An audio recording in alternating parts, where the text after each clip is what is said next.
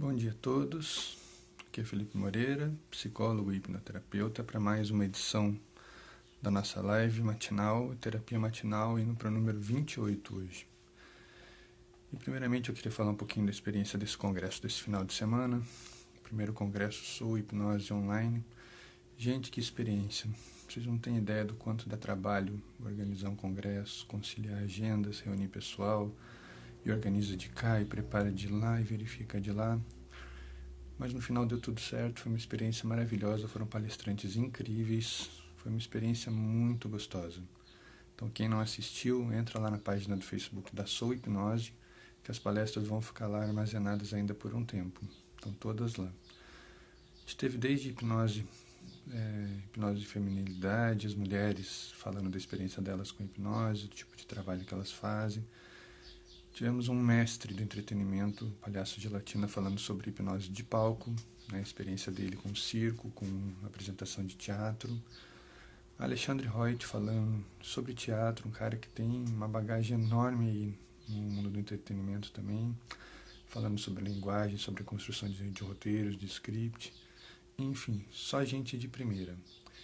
E eu falando sobre o que eu faço melhor, hipnoterapia, hipnose e psicologia. E durante a live me surgiram algumas perguntas, quando eu falei da parte de arquétipos e sonhos em Jung. Algumas pessoas perguntaram um pouco sobre sonhos, se eu podia falar um pouco mais. Então eu resolvi fazer essa live de hoje, nessa quarta-feira, falando sobre sonhos, né? Falando um pouquinho de como funciona o trabalho com sonhos. A gente ouve muito aí na mídia falando da interpretação de sonhos, você vai nas bancas de jornal, tem aqueles caderninhos, né, de interpretação de sonhos. Sonhar com cachorro quer dizer alegria, sonhar com dentes quer dizer, enfim, N imagens aí. A maior parte vem muito do folclore, nem todas estão associadas diretamente a uma leitura psicológica da questão da psicanálise propriamente dita, né? A interpretação de sonhos, bom dia Aline, bom dia o pessoal que está chegando aí. A interpretação de sonhos é uma coisa que já existe praticamente desde que o mundo é mundo. Desde as primeiras civilizações já se falava na interpretação. Deixa eu só tirar o apito aqui, que eu acho que eu esqueci de botar no não perturbe. Pronto. Desculpem. Para o pessoal que está chegando aí, sejam muito bem-vindos, bom dia a todos e fiquem comigo até o final, que hoje eu vou deixar um presente para vocês quando essa live terminar. Fiquem ligados aí. Então, voltando lá nos primórdios, não é por coincidência que eu vou voltar lá na história da hipnose, né? Os primeiros trabalhos com sonhos vêm lá do Egito, da Grécia, dos templos, né? Porque os sonhos sempre foram muito envolvidos com mistérios, com enigmas, né? O que são sonhos, de onde elas vêm, por que eles acontecem dessa maneira. E vocês têm o hábito de interpretar o sonho de vocês que trabalham com terapia têm o hábito de interpretar o sonho dos pacientes de vocês, dos clientes de vocês. E aí o que vai me levar à próxima pergunta. É certo interpretar o sonho dos outros? Depende da sua leitura. Eu vou falar um pouquinho mais disso daqui a pouco. Mas lá nos primeiros templos do Egito, né, os sonhos eram vistos como uma comunicação dos deuses com os homens. Então é como se eles fossem um oráculo e eram muito levados a sério. Os sacerdotes, eles eram verdadeiros especialistas em interpretar sonhos, né, e tirar deles mensagens para a vida das pessoas. E, coincidência ou não, isso afetava o corpo físico das pessoas. Através dessa leitura dos sonhos, o corpo reagia, eles conseguiam tirar sinais aí que melhoravam a qualidade de vida da pessoa e, por tabela, resolver N problemas de saúde, aí, doenças físicas propriamente ditas. Na Grécia, a mesma coisa. Trabalhava-se lá nos templos o estado hipnagógico, que a gente chama. Você induz a pessoa a um estado de sonolência, ou pré-sono, como eles falam, né? Falavam, né? Lembrando que naquele tempo não existia o termo transe. Então, é como se eles colocassem a pessoa no estado de pré-sono e acontecessem esses sonhos acordados, ou, como alguns chamam até hoje, alucinações. E os sacerdotes, novamente, tinham o papel de pegar essas imagens, registrar e interpretar os sinais que estavam por trás, né? O que nos leva de volta à pergunta: de onde vêm essas imagens, de onde vêm esses sinais? Espera que eu chego lá. O tempo foi passando, os estudos foram mudando, né? E a gente passou pela Idade Média, uma idade bastante conturbada, né? A Idade das Trevas, onde qualquer indício de sobrenatural, a pessoa já era entregue à Inquisição, colocada na fogueira como bruxa, como bruxo, porque sonhar era algo normal, mas interpretações de acertar, olha a que ponto a gente chegou, era considerado bruxaria, era considerado coisa do capiroto aí. Então, você pode sonhar, mas você não pode interpretar. Se você interpretar, ó, guarda pra você. Então era assim que funcionava. Depois veio a época da razão, onde os sonhos voltaram a ser levados a sérios. Novamente, algumas pessoas tentaram responder de onde vêm os sonhos. Voltamos ali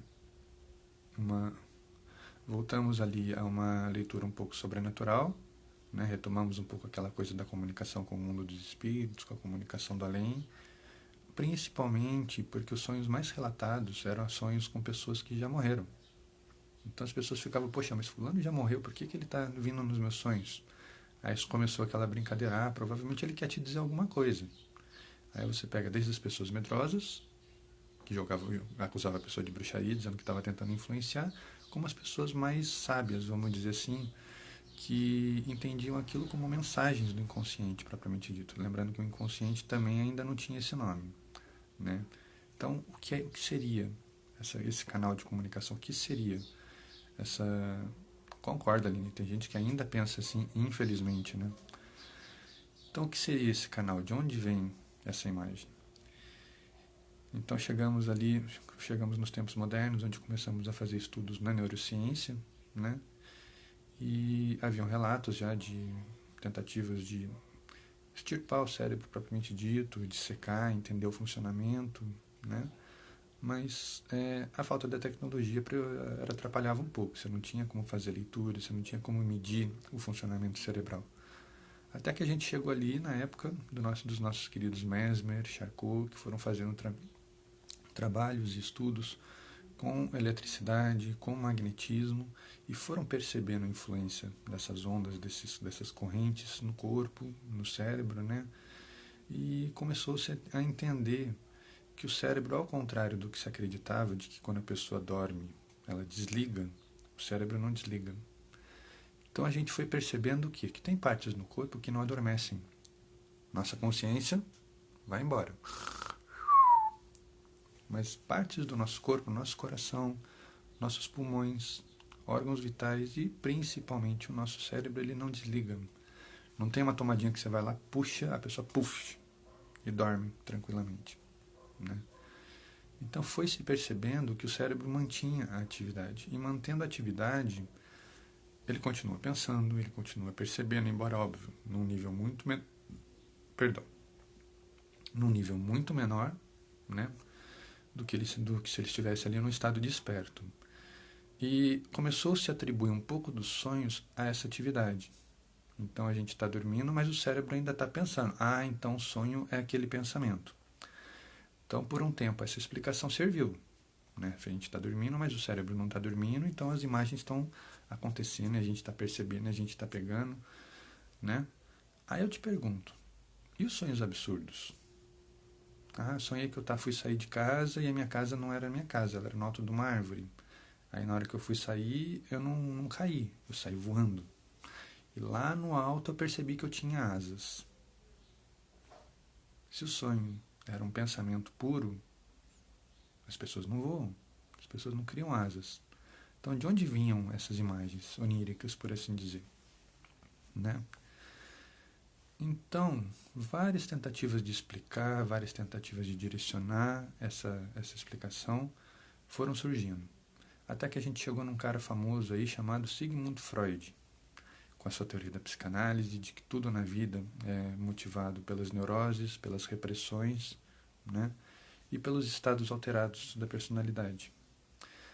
Para Freud, que foi um dos maiores, se não o maior até hoje, estudante da questão dos sonhos, lembrando que Freud era um ponto de vista. Só estou começando. A nossa consciência, ela não gosta de perceber tudo que ela pensa. Ela não gosta de lembrar de tudo aquilo que ela sente, que ela faz, todos os pensamentos, todas as ideias. Então ela vai botando pedra em cima, vai escondendo aquilo de todas as formas possíveis, vai enterrando lá dentro da nossa mente, lá nos confins do inconsciente, daquela casa escura, né? Só que aquilo é imbuído de energia, porque lembra que o nosso pensamento não para, nosso cérebro não desliga.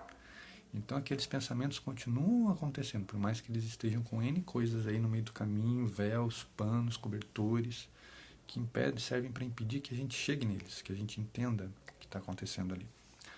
Só que essa energia, às vezes, ela é tão grande que o pensamento escapa por todos esses mecanismos de proteção aí que deveriam fazer com que ele ficasse escondido. E a gente tem manifestações através dos sonhos. Para Freud, o sonho era uma manifestação dessas neuroses. É quando a gente faz tanta força para esconder um pensamento, para reprimir aquilo dentro da gente, que, né, faz uma força tão grande e aquilo eventualmente vai fazer uma força de volta. E às vezes a nossa consciência se cansa. Não, cansei, deixa passar. Aí deixa passar um pouquinho, vem o sonho e pronto, já foi, agora volta aqui pro seu cantinho escuro. Então, óbvio, eu estou brincando com uma imagem, mas para Freud era isso que acontecia. Determinadas neuroses adquiriam tanta força mental, determinados pensamentos que a gente tentava imprimir eram tão vitais, tão importantes, que eles escapavam desse mecanismo de repressão e vinham para a nossa consciência e acabavam sendo percebidos. E como o cérebro não estava desligado, a gente via, a gente ouvia, a gente lembrava de coisas muitas vezes escondidas. Então, para Freud, a leitura do sonho era muito importante no processo terapêutico. Porque lembrando que você não tem uma telinha que você coloca aqui para acessar a mente da pessoa, saber o que ela está pensando, saber os pensamentos que estão guardados, não é que nem um computador que você vai lá vasculhando e vai encontrando o que ele tem armazenado. Então o cérebro, os sonhos, eram a forma que os terapeutas tinham de chegar até esse inconsciente, até esses conteúdos. E através da leitura, da interpretação dessas imagens, podia-se chegar realmente aos conteúdos reprimidos, desvelando memórias, desvelando traumas, desvelando uma série de questões aí que a pessoa mantinha dentro dela. E que ela passava a vida fazendo tanta força para esconder, que ela não vivia para ela vivia para esconder aquilo. E aí foi o que levou Freud a chegar à conclusão de que as pessoas, na verdade, são grandes mecanismos neuróticos. E a gente vive entre momentos, entre uma neurose e outra, com raros momentos de consciência entre eles. Quem acompanha minhas lives já me viu falando um pouco disso aqui. Foi o que Freud chamou de sonambulismo, né? São pensamentos que já são tão intrínsecos que eles não precisam acontecer para deixar uma marca.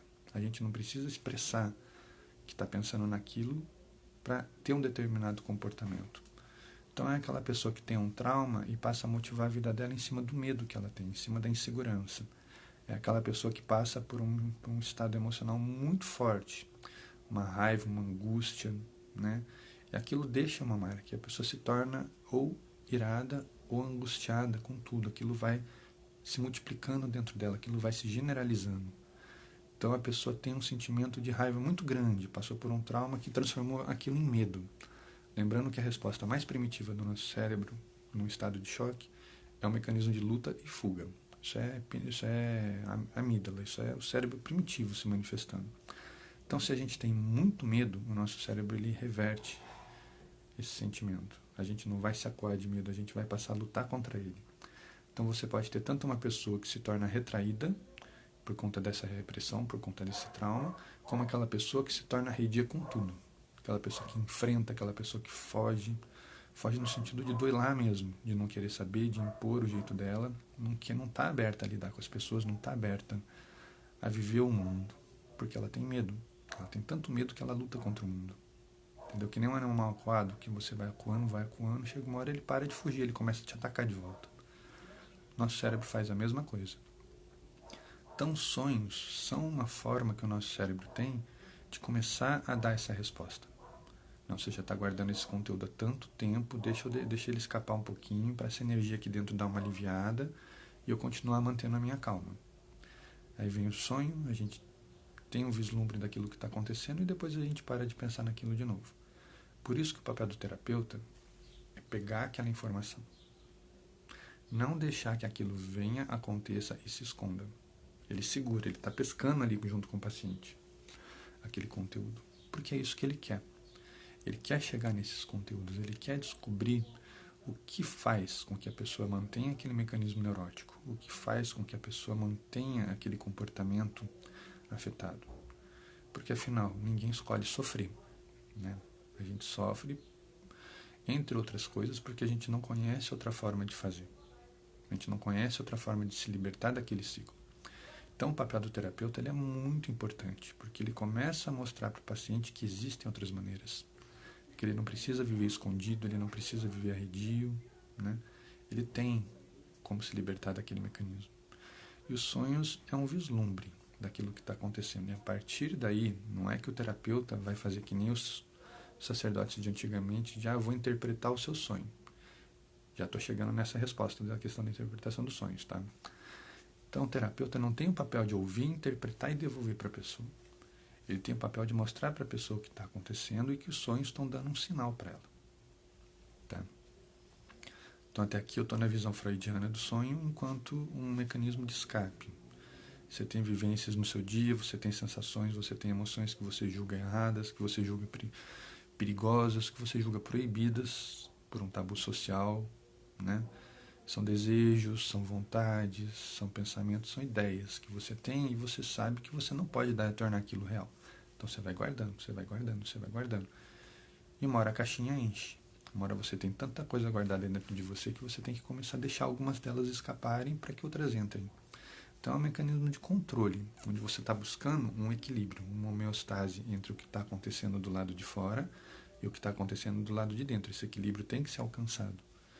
Então, os sonhos é como se fossem essa válvula de escape. Você vive aquele proibido através dos sonhos, você tem aquele sentimento, você tem aqueles impulsos, aqueles desejos, né? E... Perdão. Você tem tudo isso dentro de você e aquilo tem que acontecer para que a sua mente se acalme, porque senão você vai ficar pensando naquilo. Né? E lembrando que Freud dava uma conotação um pouco sexualizada para boa parte das leituras dele, os principais sintomas de desejo e tabu para ele estavam envolvidos na questão familiar. Então era o desejo de um pai pela filha, de uma mãe pelo filho, ou vice-versa. Entendeu? Não é que era só isso. Tá? Isso é o principal nessa questão que eu estou falando da repressão. Então eram coisas que você fazia força para esconder. Fala, Cobes, meu amigo, meu mestre, bem-vindo aí a essa live. Então, assim, você não pode transparecer aquilo. Imagina, um pai ter uma relação com a filha, uma mãe ter uma relação pelo filho, um filho desejar a mãe, uma filha desejar o pai. Então, são coisas assim que se tornaram um grande tabu na sociedade moderna, né? E, óbvio, a gente vai fazer muita força para esconder. E Freud baseou muito da teoria dele da questão dos sonhos nesses sentimentos, nesses desejos. Então, quanto mais proibido, mais força a gente faz para esconder. Quanto mais força a gente faz para esconder, lembra que o corpo só tem uma bateria. Então, se você está fazendo uma força para manter o mundo interno aqui dentro, você não tem essa energia para usar para lidar com o mundo externo. Aí você tem o quê? Você tem um trauma, você tem uma neurose. Porque você está com a sua energia dividida. Você não tem 100% da sua bateria disponível para você viver a sua vida. Vamos dizer que você tem aí 50%. Então, você é uma pessoa com menos energia, com menos empenho, com menos atitude, porque o seu mundo interno está em rebuliço por conta daquilo, por conta daquela repressão. Então a sua atenção é interna, a sua atenção não é externa. Entendeu? Todo o seu mecanismo se mobiliza para te proteger do mundo interno. Aquilo não pode sair. Aquele desejo não pode se tornar real. E você nem poderia estar pensando naquilo. Então você faz uma força tão grande para esconder aquilo, até de você mesmo, e principalmente de você mesmo, que você tira essa energia das pessoas, você tira essa vontade de viver, propriamente dito. Você passa a viver por você. E uma vez que você tem aquilo proibido, aquela semente dentro de você vivendo, tentando crescer e você não deixando, você começa a se convencer de que as pessoas não te entendem. Porque afinal ninguém sabe o conflito que você está vivendo ali dentro. Então, ninguém me entende, ninguém sabe o que eu estou passando, e você começa a se fechar, você começa a ficar doente e vai se afastando das pessoas.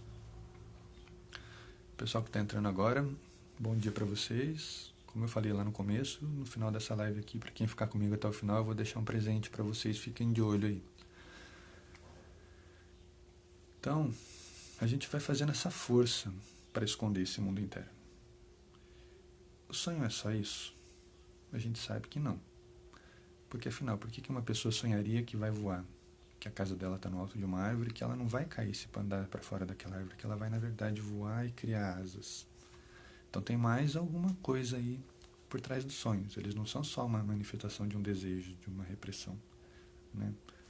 A não ser que a pessoa seja apaixonada pelo céu, como muita gente é. Eu tenho um sonho de voar, mas eu sei que nessa vida eu não vou realizar.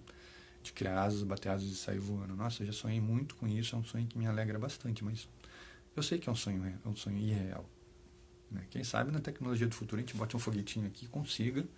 Espero estar vivo até lá para experimentar isso. Mas por enquanto eu sei que é uma coisa irreal, né? Mas no sonho aquilo é real.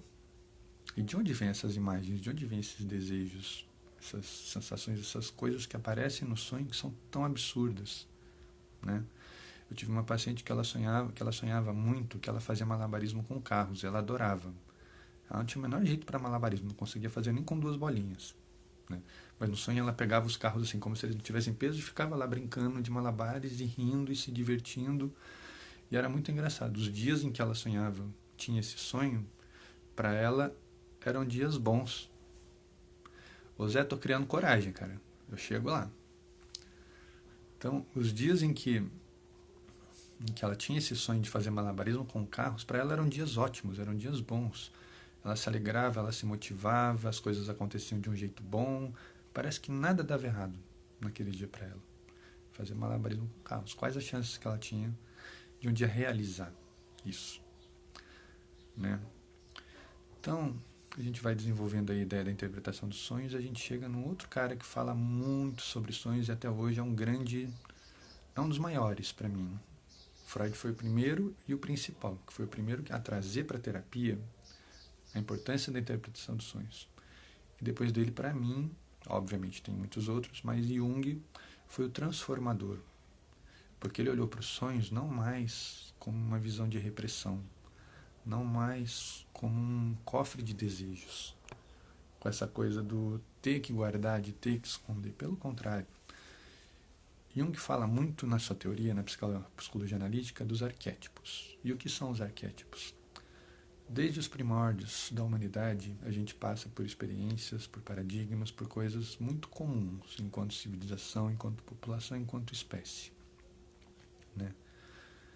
Então, eu vou fazer uma brincadeira com vocês. Se vocês, nesse momento, fecharem os olhos, respirarem fundo e pensarem na imagem de um monstro, como é esse monstro para você? Descreve para mim, escreve aqui, como é esse monstro? O que é um monstro para você?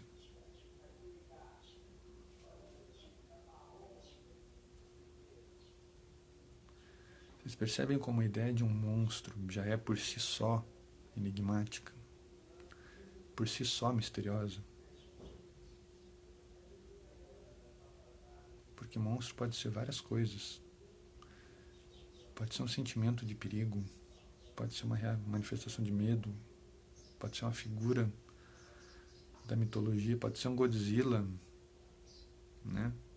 Pode ser o bicho-papão, pode ser um fantasma para quem tem medo de fantasma, pode ser um cachorro para quem tem medo de cachorro. Eu já tive uma paciente que você sabe o que é um monstro para ela? É uma criança. Ela tinha tantos bloqueios com relação à própria infância e ela não teve filhos. Pelo menos até o momento em que ela passou em terapia comigo, ela estava com 40 e poucos anos, não tinha filhos e tinha medo de crianças. Ela detestava. Então ela evitava lugares com crianças. Se ela tivesse que ir no mercado tivesse muita criança, ela não ia. ou ia em outro mercado, ou não comprava as coisas que ela precisava. Então, ela fazia de tudo para não lidar com aquele medo. Medo de criança.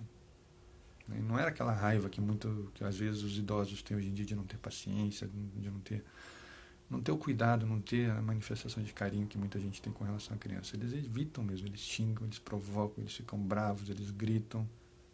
Né? Exatamente, Aline. São vários significados para um determinado símbolo. Eu peguei o monstro porque, assim, é o que permeia o nosso imaginário. Então, vamos pensar num homem das cavernas. O que seria um monstro para ele? Pode ser um urso. Um animal que morava na mesma caverna e com quem ele tinha que disputar o espaço dele. Você entendeu? Então, assim, para cada um que você trouxer esse símbolo, vai ter um significado. Então, não dá para o terapeuta simplesmente saber interpretar um sonho. E aí chega na diferença do que eu falei, que eu ia abordar. Para Freud, como para ele o sonho era caracterizado pela repressão da neurose, se o paciente trouxesse um sonho, ele já sabia que em algum momento daquele sonho iria aparecer aquela neurose. Só que olha que interessante, ele está colocando o mapa dele, ele está colocando o ponto de vista dele na leitura daquele sonho. Isso é um pouco complicado, porque às vezes não tem nada a ver, né? Então, eu tive um paciente que foi muito interessante, eu vou contar esse caso rapidinho. Ele tinha, a família para ele era um valor muito importante, a questão da proximidade com os pais, a forma de lidar com a esposa, o cuidado com os filhos. Então tinha todo esse núcleo familiar para ele, era prioridade em tudo. Já chego lá, Araceli. Quando eu falar dos arquétipos de Jung nos sonhos, eu vou falar dos sonhos premonitórios. Aguenta aí. Então ele tinha esse valor muito importante. E ele, de repente, chegou uma época da vida dele que ele começou a ter sonhos onde ele estava se casando com a mãe. Ele casando com a própria mãe. E ele não entendia. Primeiro ele começou a achar aquilo absurdo. Ele achou que fosse um sonho ridículo. Depois o sonho começou a se repetir. Ele começou a ficar preocupado. Aí ele pegou esses caderninhos de interpretação de sonho. E infelizmente pegou um de uma leitura muito muito freudiana. E ficou assustado com a interpretação que aquilo foi dado. Né? Lembrou lá de complexo de Édipo, fala um pouco nesses caderninhos. Então ele foi buscar terapia por conta disso. E o que a gente chegou à conclusão? De que a mãe era um grande espelho nas referências dele. A construção emocional dele e da mãe foi com base nas lições da mãe, nos ensinamentos da mãe, foi muito importante para ele. Né? Então era um ícone de admiração, era uma heroína para ele. Tanto que o valor familiar para ele era a forma como a mãe sempre educou os filhos para cuidar das famílias, para respeitar, os filhos para respeitar as esposas, os filhos para respeitar os maridos. Então, teve uma criação muito forte. Né? Então, não é que ele estava casando com a mãe, ele estava casando com aquele ideal. Estava mostrando para ele que, primeiro, ele estava num caminho de educação certa, que ele estava educando os filhos na mesma linha. E o que incomodava ele, na verdade? Porque a mãe já estava idosa.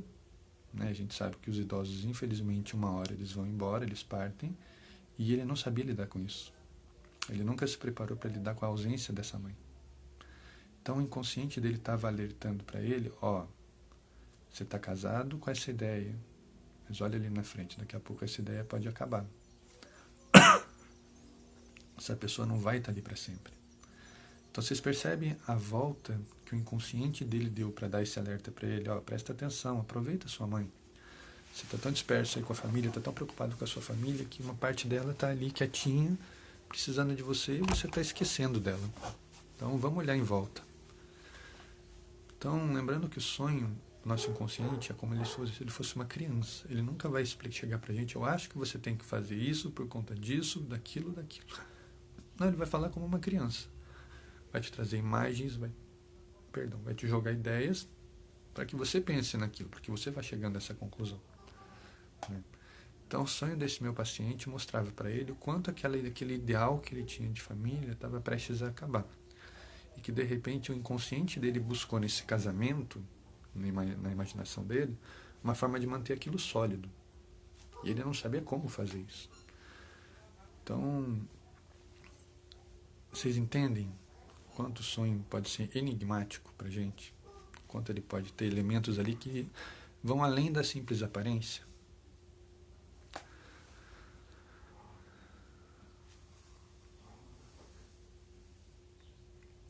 Alguém falou aqui. Se eu fosse criança, diria que um ser dos desenhos. Hoje você me fez fechar isso, e só veio sentimentos e coisas abstratas. Já saí com algo nosso. Não entendi. Já saí com algo nosso para pensar, acho que seria algo novo para pensar. Né? Legal, que bom que essa brincadeira permitiu que você refletisse um pouco. Né? Não consegui entender o seu nome aqui, acho que tá nas iniciais, Anferhipnoterapia. Mas enfim, que bom que eu te dei algo novo para pensar. Fico feliz.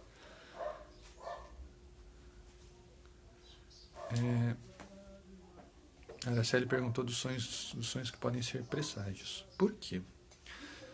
Quando Jung fala dos arquétipos, o que ele quer dizer com isso? Por que eu perguntei da história do monstro? Porque então, se a gente olhar para a nossa sociedade primitiva, o monstro é uma coisa. Para o homem das cavernas, o monstro é o urso. Para o homem ali da Inquisição, o monstro pode ser o diabo, que estava escondido atrás das bruxas. Né? Se eu perguntar para um homem do Renascimento, o monstro pode ser uma pessoa supersticiosa, uma pessoa que vai contra aquilo que ele está buscando, que ele acredita. E se eu perguntar para uma pessoa de hoje em dia o que seria um monstro? Eu já tive uma pessoa que me descreveu o monstro como sendo um boleto gigante. Ela acordar no meio da noite com alguém batendo na porta, quando ela tem um boleto enorme olhando para ela. Você não vai me pagar? E ela acordou assustada. Então vocês percebem que o monstro é aquilo em que a gente deposita a nossa angústia, a nossa ansiedade. E ele é um símbolo. O que é um símbolo? É uma representação, um retrato de um estado emocional. Então medo para mim significa o quê? Significa medo da morte. Então o monstro para mim é uma coisa que possa me matar. Meu inconsciente criou esse selo, criou essa foto. E toda vez que eu pensar em um monstro, é aquela imagem provavelmente que vai se manifestar para mim. Entendeu? E pode ser de um desejo, pode ser um trauma. O monstro pode ter N maneiras. O monstro sempre vai ser algo que ameace, para simplificar. Então, qualquer coisa que você sinta que te ameace na sua vida vai se manifestar para você nos sonhos através de um monstro. E a leitura disso vai dizer para a gente o que está acontecendo com você. Lembra que o nosso inconsciente ele não tem pensamentos lineares. Né? Quando Jung fala do inconsciente coletivo, o que ele está dizendo? Que o arquétipo é igual para todo mundo. Se eu falar monstro, todo mundo vai pensar numa coisa ameaçadora, numa coisa que assusta, numa coisa que dá medo, né? Numa coisa que represente perigo. Então, isso é um arquétipo. O monstro é um arquétipo. Né? Tenha ele a forma que for. Se eu falar em monstro, todo mundo vai pensar numa coisa que assusta, numa coisa ameaçadora. Não sei quem gosta muito daquele desenho Monstros S.A. da Disney, mas daí a história já é outra, né? Mas vocês entenderam a ideia. Se eu falar em amor, o que é amor para você? Tem gente que vai pensar no próprio marido, no próprio cônjuge, tem gente que vai pensar no ideal do príncipe e da princesa encantada, tem gente que vai pensar num relacionamento amoroso tórrido, tem gente que vai pensar naqueles romances, naquelas revistinhas Sabrina, não lembro como é que chamava as outras lá, minha irmã colecionava. Mas enfim, você vai ter elementos que vão levar o seu imaginário para aquilo, e para Jung isso é muito real. A gente não tem um inconsciente. Eu tenho o meu individual, o meu pensamento, o meu aprendizado, o meu inconsciente. Mas enquanto sociedade, o meu inconsciente ele tem semelhanças com o de outra pessoa. É o que nos torna uma população. É o que nos torna um grupo. Né? Então, se você pegar um grupo de pessoas de uma mesma igreja, elas provavelmente têm os mesmos medos. Se você pegar um grupo de estudantes, eles provavelmente têm os mesmos sonhos, as mesmas aspirações, os mesmos receios. Então, é quando Jung fala do inconsciente coletivo. E o que quer dizer não ser linear? A gente não vive o presente. Nosso corpo vive o presente, mas o nosso inconsciente vive o futuro, vive o passado, vive tudo ao mesmo tempo. Ele sai do passado, passa pelo presente, constrói uma ideia de futuro, depois ele vai fazendo um caminho de volta. É óbvio, ele não percebe que ele está fazendo isso, mas ele faz isso o tempo inteiro. E quando ele faz isso de uma forma assim, muito realista, pega aquilo que a gente está sentindo hoje, e vai dando uma continuidade para aquilo lá. Eu estou com uma ideia hoje de começar uma faculdade.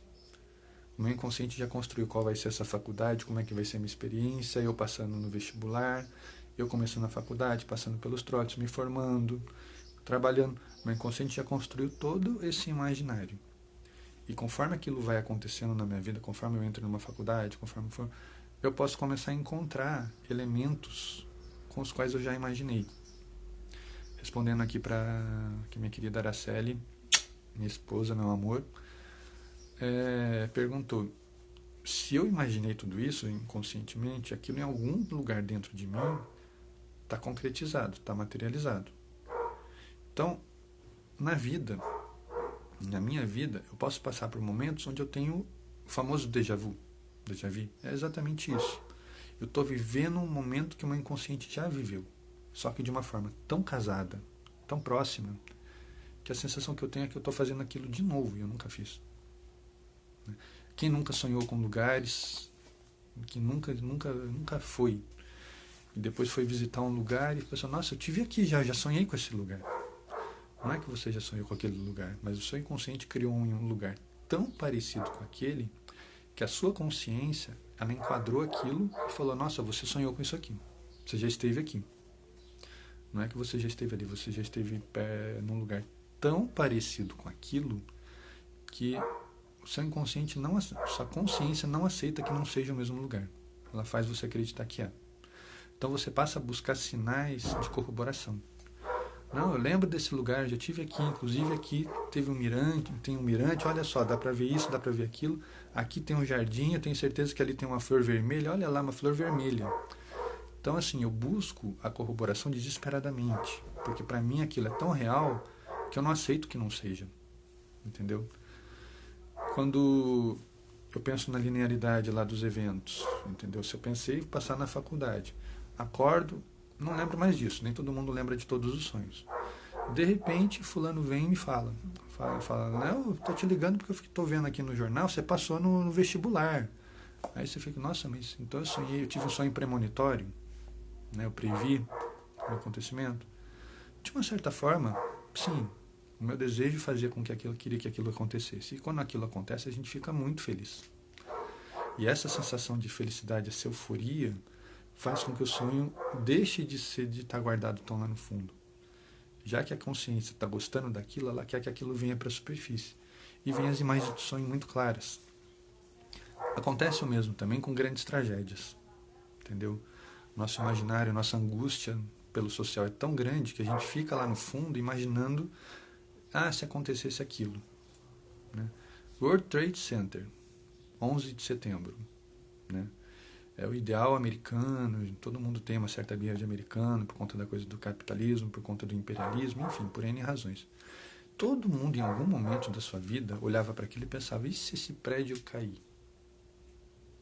Só que alguém foi além. Alguém não pensou se esse prédio sair. Alguém pensou: eu vou derrubar esse prédio. E aí o que acontece? Todo mundo viu aquele prédio cair, todo mundo em algum momento da vida pensou naquilo. Aí o que vai acontecer? Eu sonhei com isso. Vocês percebem a construção de um sonho de presságio? A imagem arquetípica, ela é geral, ela é vaga. E conforme você acorda, você vai dando significado para ela. Pensa num filme.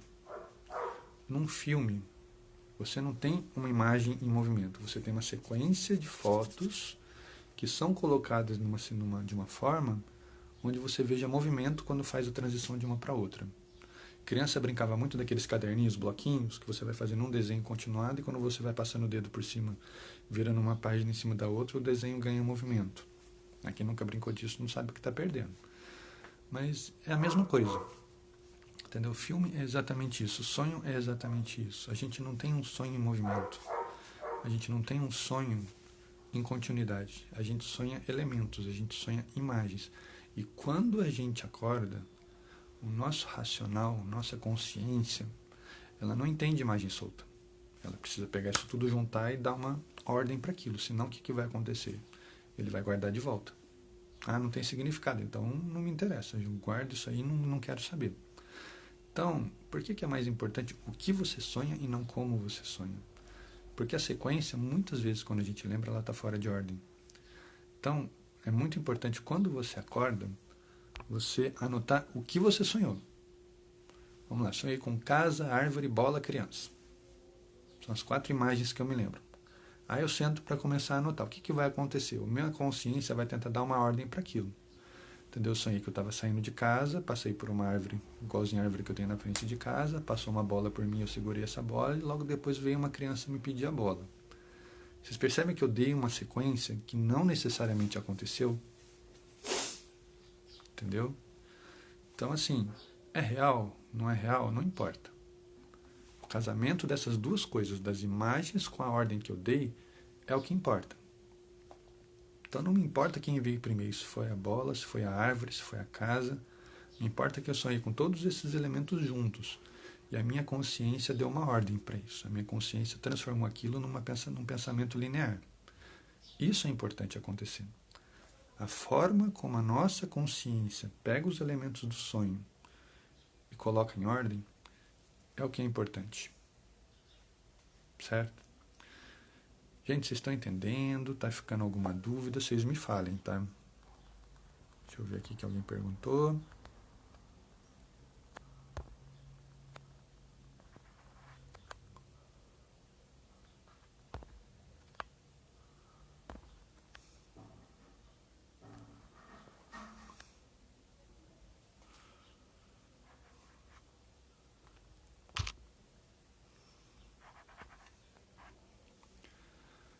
Gouveia falou aqui, acontece muito no filme. Com filme, muitas vezes. A gente assiste e acho que já assisti esse filme.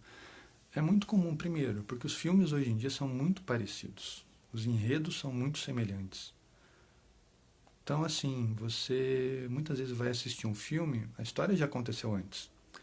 Quem aqui já estudou o mito do herói, na leitura junguiana, sabe do que eu estou falando. O que é o mito do herói? Você tem um personagem que tem uma vida rotineira, a vida segue, sempre foi igual. Acontece alguma coisa, tem uma ruptura, ele tem que passar por uma transformação, a vida dele vai mudar depois daquele momento, ele vai ter que tomar novas escolhas, novas atitudes, vai enfrentar perigos por conta disso, uma segunda ruptura.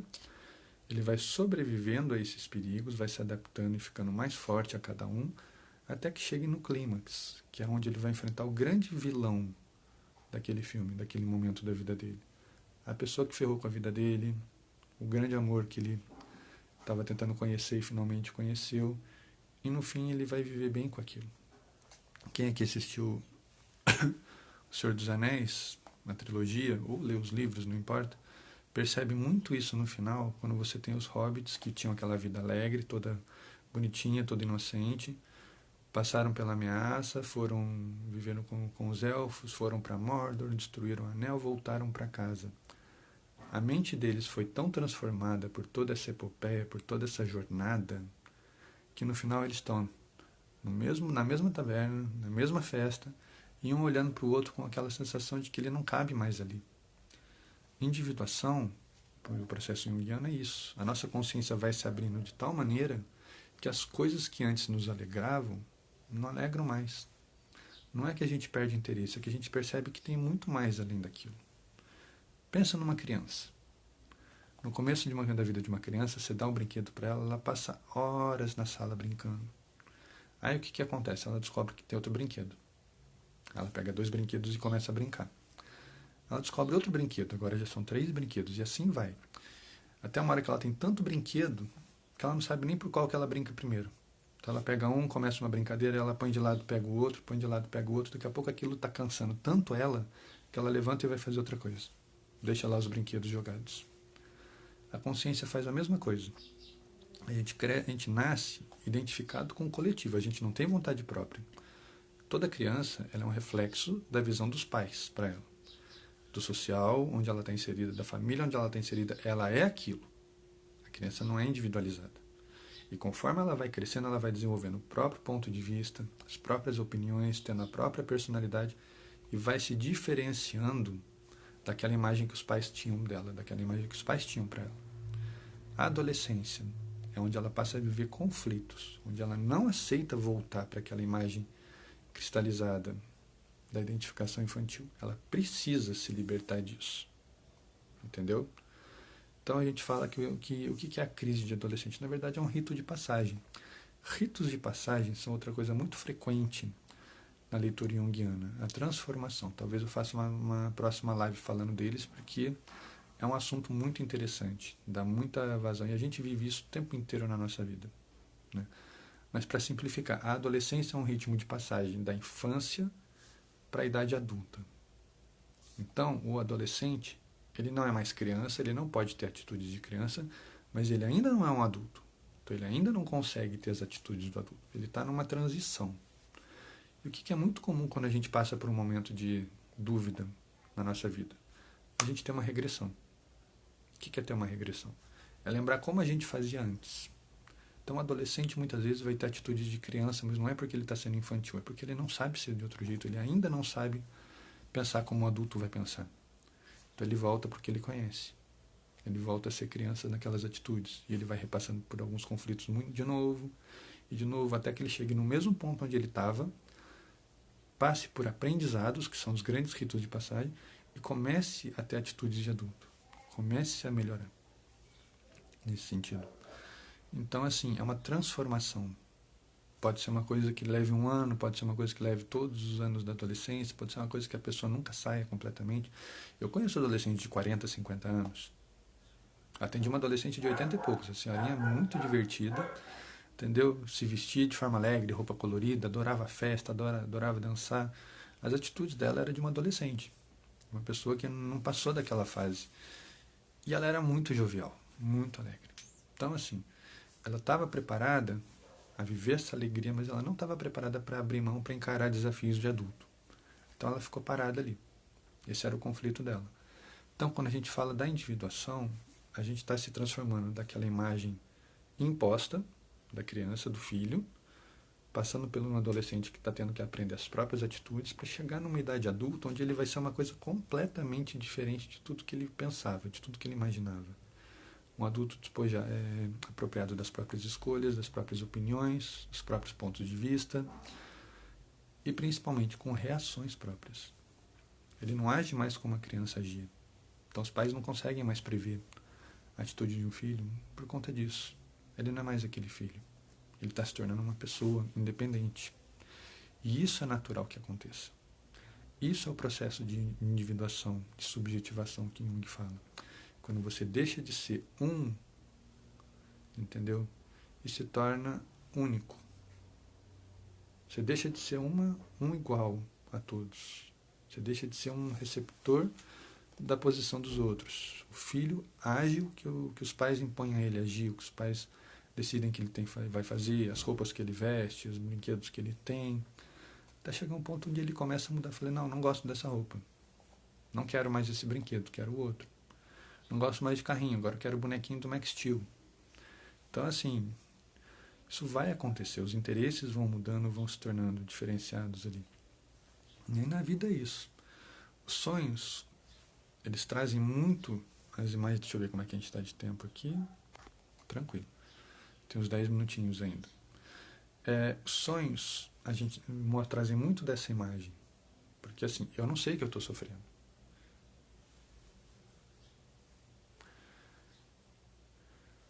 Cristina, acompanha o que você conseguir, fica comigo aqui até o final, que eu vou deixar um presente para todo mundo aqui, como eu falei lá no começo, fiquem de olho. E depois a live vai ficar gravada no Instagram, você pode ver com calma, tá? Fica tranquilo. Então, voltando ali na questão do arquétipo. O arquétipo, ele está lá nas profundezas do meu inconsciente. E a primeira coisa que eu imagino, se eu pensar agora medo, provavelmente eu vou imaginar um monstro. Se eu pensar alegria, eu vou lembrar daquele dia onde eu fiquei muito feliz, que aconteceu uma coisa muito boa comigo, eu ganhei um presente enorme, ou quem tem filhos aqui, o dia que o filho nasceu, provavelmente, quem não tem, o dia que casou, enfim, vai ter um momento da minha vida onde está ancorada a sensação de alegria. Então aquele é o meu valor vital, aquilo é o que mais importa para mim, que representa, é o símbolo da minha alegria. Se eu pensar em tristeza, mesma coisa, provavelmente eu vou pensar numa perda, pensar no distanciamento, vou pensar em alguém que já foi embora, eu vou pensar em alguma coisa nesse sentido. Então são coisas comuns enquanto humanidade, enquanto sociedade, não é uma coisa única de cada um. Agora, o que é esse símbolo é o que torna único.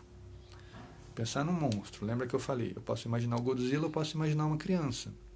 Os dois representam monstros para pessoas diferentes. Eu tenho que entender por que para um monstro é o Godzilla, por que para outro monstro é a criança.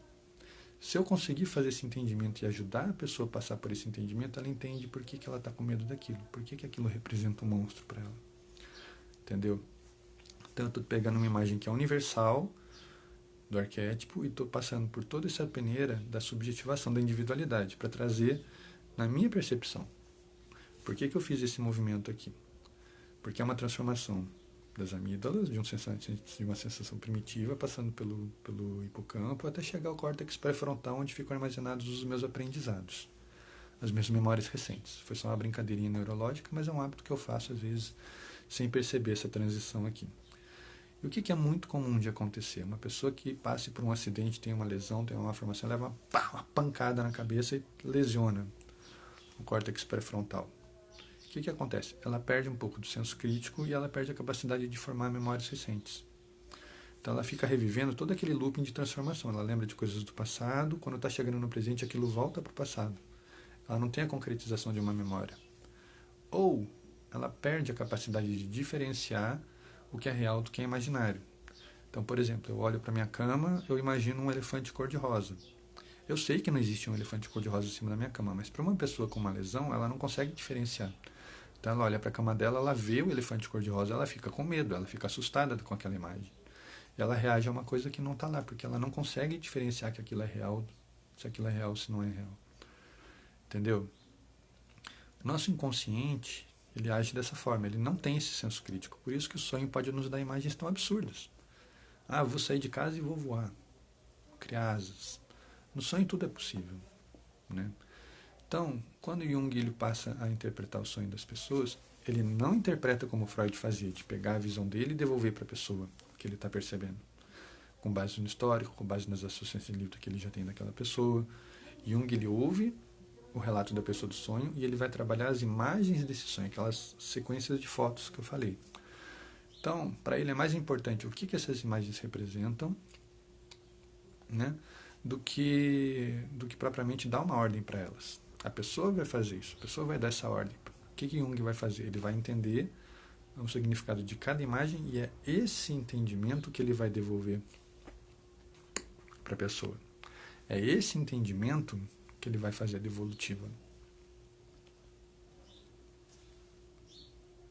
Desculpa, coceira na garganta.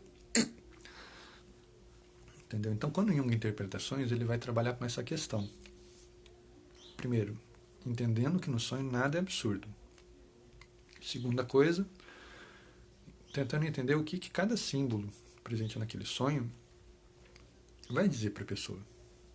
Vai trazer o significado da vida daquela pessoa. E terceiro, se é uma coisa arquetípica, se o sonho é uma coisa arquetípica que para ele é arquetípico, os sonhos provavelmente vão estar entrelaçados com conteúdos lá da infância. Porque lembra que a criança ela ainda está identificada com os pais. Ela não passou ainda pela cisão, pelo processo de individualização. Então os medos dela são medos primitivos que já vêm acompanhando ali aquela família, aqueles pais que por sua vez vêm dos avós e assim por diante. Então o sonho vai fazendo esse resgate, vai fazendo esse looping desses conteúdos, não de uma forma neurótica como Freud colocava, mas de uma forma mais lúdica. Trazendo conteúdos que estão no ar, quer dizer que a pessoa não trabalhou e precisam ser concretizados, precisam ser trabalhados. Então Jung vai fazer essa pescagem dessas imagens arquetípicas, desses arquétipos que estão soltos no imaginário da pessoa para trazê-los para a realidade dela. Aquilo que for importante a própria pessoa vai entender naquela hora. Ah, então eu estou sonhando com um cachorro latindo todo dia por conta disso, já que o cachorro pode representar alegria, então é como se eu estivesse passando por um momento muito alegre. Nossa, mas eu estou muito alegre porque aconteceu isso, aconteceu. Vocês percebem que a pessoa é que deu o significado para o sonho?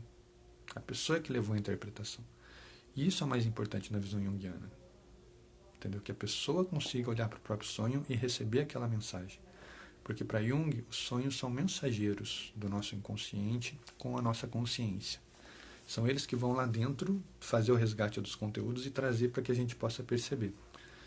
E da mesma forma como Freud fazia, por que Jung não se preocupa em interpretar tudo o tempo inteiro?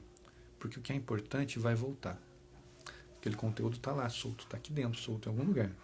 Se naquele momento eu trouxe de volta, trabalhei, mas não elaborei, quer dizer que não está na hora de lidar com aquilo ainda. que vai chegar a hora. Então deixa aquilo lá. Como agora eu tive o vislumbre, pode ser que aquilo apareça mais rápido.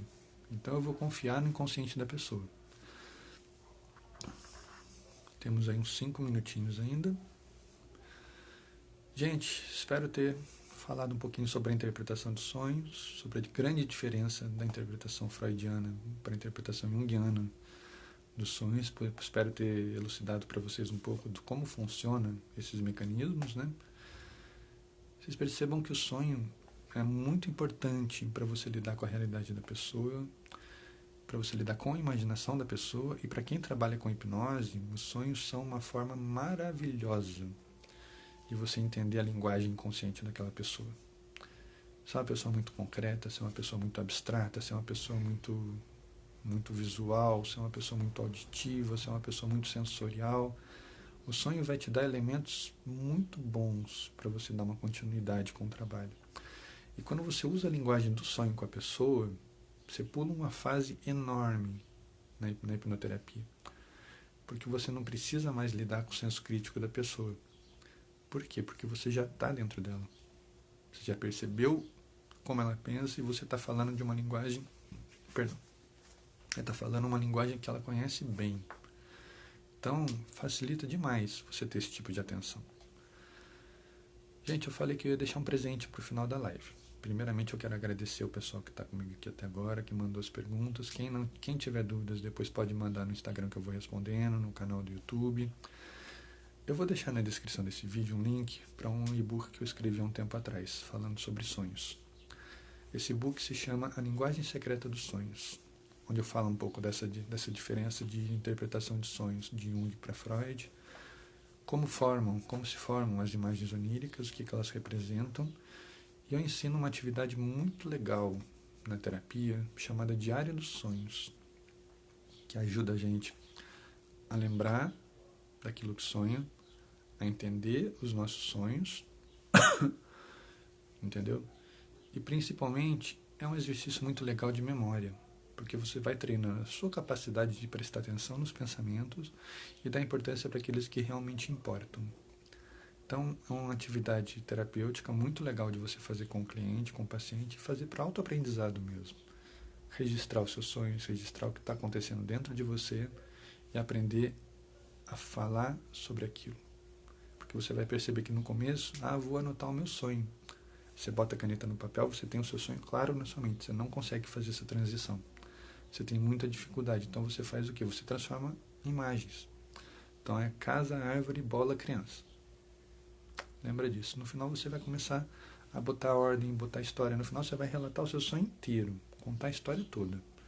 Mas é um aprendizado, é um processo, e eu vou deixar na descrição aqui o link para esse livro. Eu espero que vocês gostem bastante. Tá bom? Fruto de muito estudo, fruto de muito aprendizado. Eu deixo de presente aí para o pessoal que está me acompanhando nessa live, que veio aprender um pouco mais sobre a linguagem dos sonhos. Gente, eu vou começar a me despedir aqui já. Daqui a pouco o Instagram vai botar o reloginho aqui para mim. Muito obrigado pela presença, muito obrigado pelas perguntas, muito obrigado pela paciência. E fiquem ligados aí, quarta-feira tem mais live. Terapia matinal, estamos indo para o número 29. E como eu falei hoje da questão do mito do herói, da transformação, provavelmente eu vou falar um pouco disso mais nas próximas lives. Vou seguir um pouco mais dessa linha, porque muita gente tem me perguntado, tá bom? Fiquem de olho, daqui a pouco eu estou postando o vídeo no IGTV, eu vou deixar o link lá na descrição para vocês. Quem tiver algum problema para baixar esse livro, me fala, que eu mando direct, ou eu revejo o que está acontecendo com o link, tá bom? Gente, muito obrigado a todos. Mandem suas dúvidas, compartilhem esse vídeo aí com os conhecidos. Daqui a pouco, como eu falei, ele vai ficar no IGTV e vai para o YouTube também. Mas o link do livro vai ficar só por algum tempo aqui. O pessoal que acompanhou, o pessoal que estava presente aqui comigo, o pessoal que assistiu essa live. Não sei por quanto tempo, talvez um dia, talvez 2. Depois eu vou retirar aquele link de lá. Então aproveitem, baixem, compartilhem e vamos junto nesse caminho de aprendizado aí, tá bom? Gente, muito obrigado, um bom dia e boa semana para todos. Olha o reloginho do Instagram aqui em cima. Beijo para todos, gente.